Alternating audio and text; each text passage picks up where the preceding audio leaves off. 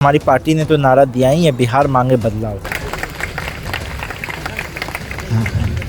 चुनाव जो आने वाला है बिहार विधानसभा का, उसमें परिवर्तन की जो भूमिका में रहेगी, जो माध्यम रहेगा परिवर्तन का, वो रालोजपा ही रहेगा।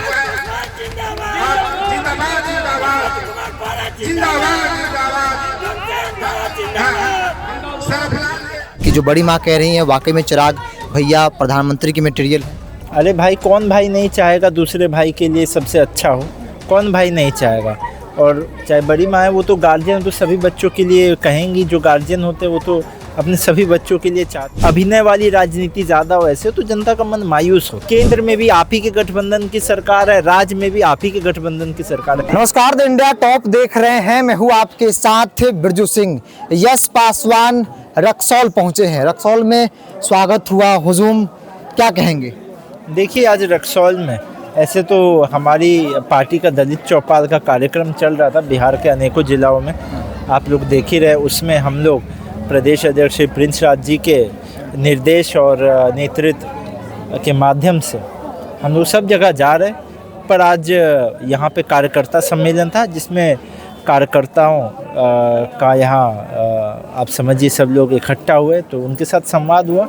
और बात यही छन के आई कि जब अब चुनाव जो आने वाला है बिहार विधानसभा का, उसमें परिवर्तन की जो भूमिका में रहेगी, जो माध्यम रहेगा परिवर्तन का, वो रालोजपा ही रहेगा। नहीं, आज जिस प्रकार से यहाँ पे मंच पे भाषण दे रहे थे आपके पिता, आपके नेता पशुपति कुमार पारस जी, लग रहा था कि भाई ये सीट काफ़ी महत्वपूर्ण उनके लिए, वो चाहते हैं कि लड़े इस सीट से।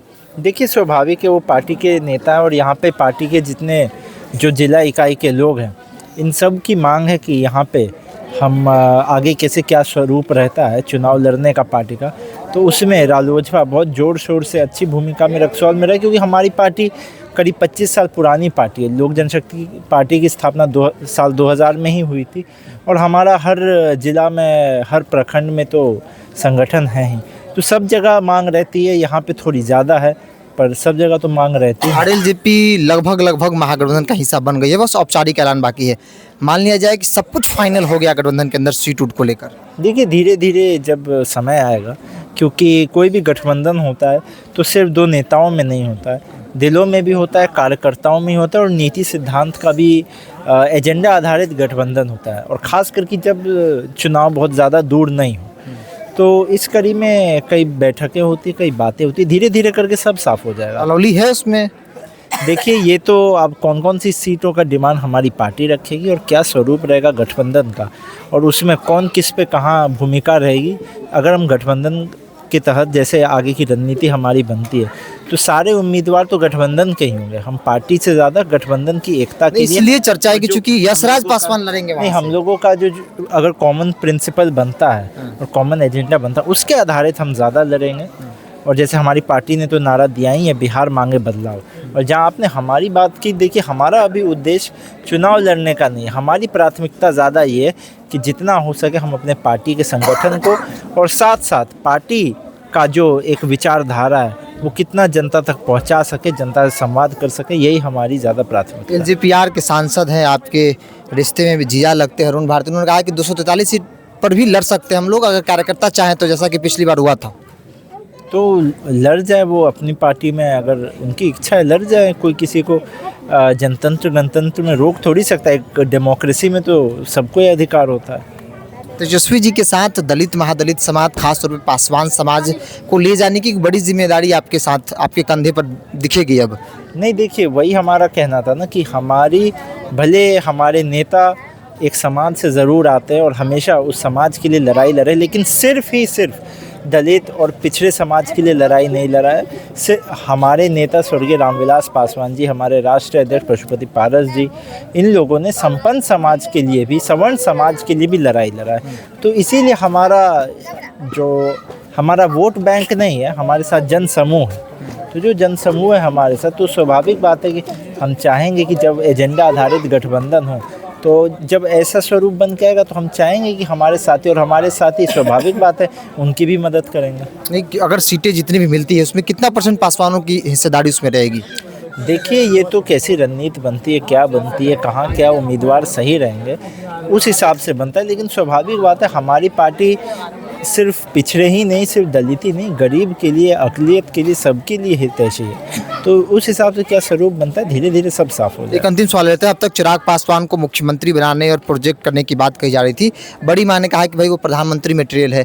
छोटा भाई यशराज पासवान इस बात को मानते हैं कि जो बड़ी माँ कह रही हैं वाकई में चिराग भैया प्रधानमंत्री की मटेरियल है? अरे भाई, कौन भाई नहीं चाहेगा दूसरे भाई के लिए सबसे अच्छा हो? कौन भाई नहीं चाहेगा?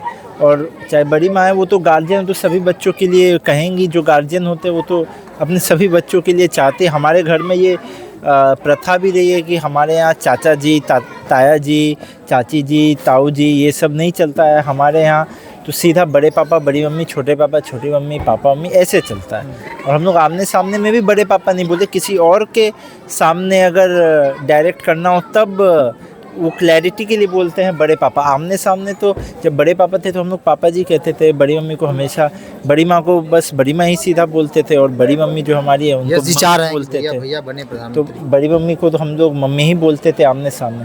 और जहाँ ऐसे बात आई, हम तो ये कहेंगे कि मेहनत करें, आगे क्या भाग में लिखा हो, लेकिन हम बस ये ज़रूर कहना चाहेंगे अभी भी जिस पद पे हैं वो, उससे बहुत आप समझिए जनता को समाधान पहुंचा सकते हैं। क्योंकि अभी वो बिहार सरकार और केंद्र सरकार दोनों में हिस्सेदारी रखते हैं, और अभी केंद्र मंत्री भी हैं। तो जब व्यक्ति केंद्र मंत्री बनता है, हमारे बड़े पापा केंद्र मंत्री रहे, पिताजी केंद्र मंत्री, तो इसके अलावा 1-2 पद ही बचते हैं, काफ़ी बड़ा ओहदा होता है।